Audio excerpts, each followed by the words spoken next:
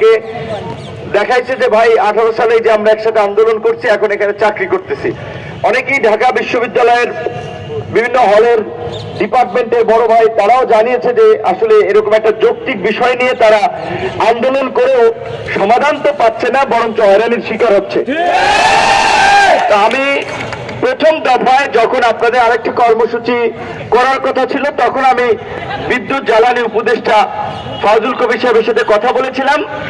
তখন উনি বলেছেন যে ওনারা বিষয়টা ইতিবাচকভাবে দেখে এবং একটা কমিটি গঠন করা হয়েছে সম্ভবত।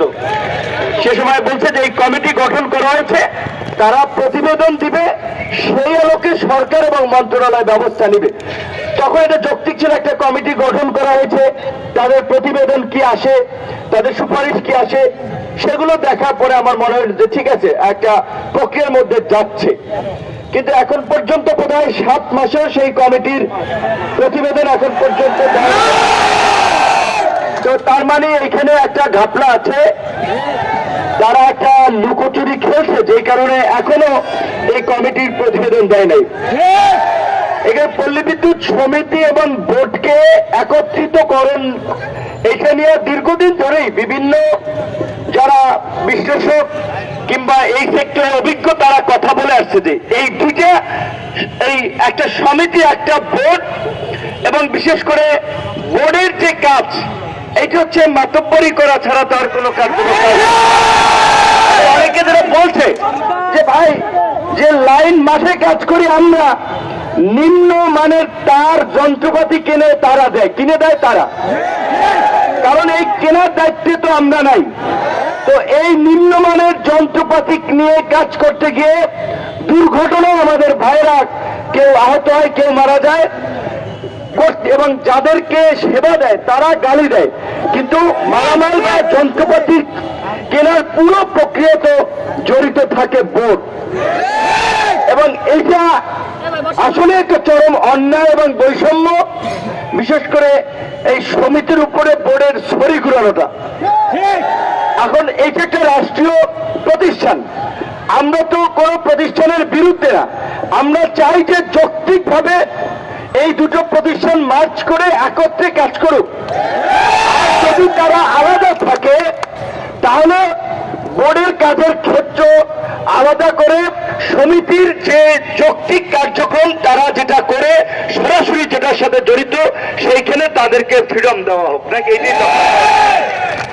আমি আস্তে আমার এটা খুব খারাপ লেগেছে যে আপনাদের বেশ কয়েকজনকে বোধহয় চাকরিচ্যুত করা হয়েছে।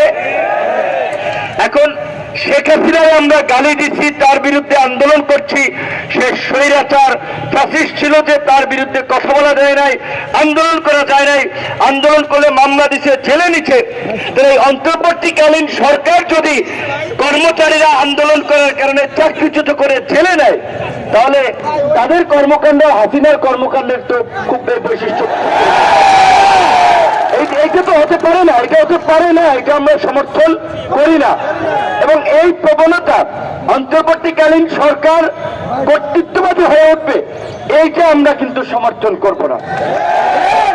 কর্তৃপক্ষের সাথে বিভিন্ন দাবি দেওয়া নিয়ে আলোচনা হতে পারে, আলোচনা হবে, দাবি দেওয়া যৌক্তিক, তারা রাস্তায় নামতেই পারে অনেকগুলো। এই গত 9 মাসে প্রায় 350 আন্দোলন হয়েছে। তো যৌক্তিকভাবে যদি আন্দোলনগুলো সমাধান করা যেত তাহলে তো এই আন্দোলনকারীরা বারবার রাজপথে আসতো না। এমনকি আমরা তো সরকারের পক্ষে শুরুর দিকে বলেছিলাম যে ভাইয়ের আল্লাহ হচ্ছে 2-3 মাস আন্দোলন করেন না, সরকারকে স্থিতিশীল হতে দেন।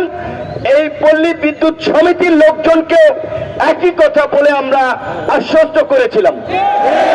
তো তাহলে কথা না শুনলে তো মানুষের পিঠ যদি দেয়ালে থেকে যায় তখন তো রাজপথ ছাড়া আসলে আমরা কর্তৃপক্ষকে আমরা অনুরোধ করব যে এখানকার দায়িত্বশীল প্রতিনিধিদের সাথে বসে এই সমস্ত মামলাগুলো প্রত্যাহার করা, তাদের এবং যাদেরকে চাকরিচ্যুত করা হয়েছে তাদের চাকরি ফিরিয়ে দেওয়া।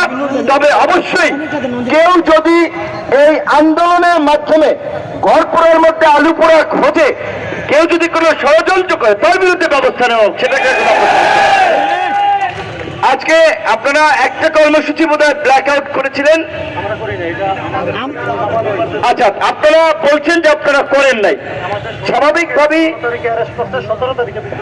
স্বাভাবিকভাবেই সেটা যারা করছে প্রয়োজনে তাহলে সেটা নিয়ে একটা তদন্ত করা যেতে পারে, কিন্তু আমরা আপনাদেরকে অনুরোধ করবো আপনারা দাবি দেওয়া আদায় করেন। আমরা নতুন বাংলাদেশে সবকিছু করব, নতুন ভাবে করতে চাই, কাজও চলবে, আন্দোলনও চলবে, কিন্তু ভোগান্তি বা দুর্ভোগ, এই বিদ্যুৎ বন্ধ করে দেওয়া, ব্ল্যাক আউট করে দেওয়া, কাজ অফ করে দেওয়া, এইটাতে মানুষ ক্ষতিগ্রস্ত হয়, ক্ষুব্ধ হয়। বরঞ্চ আমরা আন্দোলনের কৌশল আমরা ঘুরাই, কাজও চলবে, আন্দোলনও চলবে। এবং এই যে আমি আজকে আসছি, আমাদের আইনজীবী ভাই আসছে, আরো আপনাদের স্টেক হোল্ডার যারা আপনাদের প্রতি সহানুভূতিশীল, তাদেরও সমর্থন আপনারা আদায় করেন, তাদের সাথেও কথা বলেন। এবং আমি আজকে এখান থেকেও গিয়ে আমি আবার আমার জায়গা থেকে উপদেষ্টাকে বলবো আপনাদের বিষয়গুলো যেন যৌক্তিকভাবে সমাধান করে। উনি আমলা ছিলেন, আমলা মানুষ, তার তো বোঝার কথা, এবং তিনি এই সেক্টরেরই লোক ছিলেন, তাই দীর্ঘদিন ধরে তিনি এখানে থাকার ফলে এই সমস্যাটা তো আমরা পত্র পত্রিকায় অনেক আগে থেকে দেখে আসছি। তো এই পরিস্থিতির পরে এত কিছু পরিবর্তন হয়েছে, এত দাবি দেওয়া আন্দোলন হয়েছে, এইখানে কেন আপনাদের দাবি দেওয়া আদায় হবে না? অবশ্যই আপনাদের যৌক্তিক দাবি দেওয়া আদায় হবে, আমরা সেটা চাই, এবং আপনাদের প্রতি আমাদের সংহতি সমর্থন আছে। সেই কারণেই এই যে এখানে আসলাম, যেটা বলেছি যে আমরা আসলে রাজনীতির বাইরে অনেকের সাথে ব্যক্তিগত সম্পর্ক চেনা জানা, অনেকেই বিভিন্ন আন্দোলন সংগ্রামে বলি ভাই আমি আপনারা চালান, আমাদের সমর্থন আছে।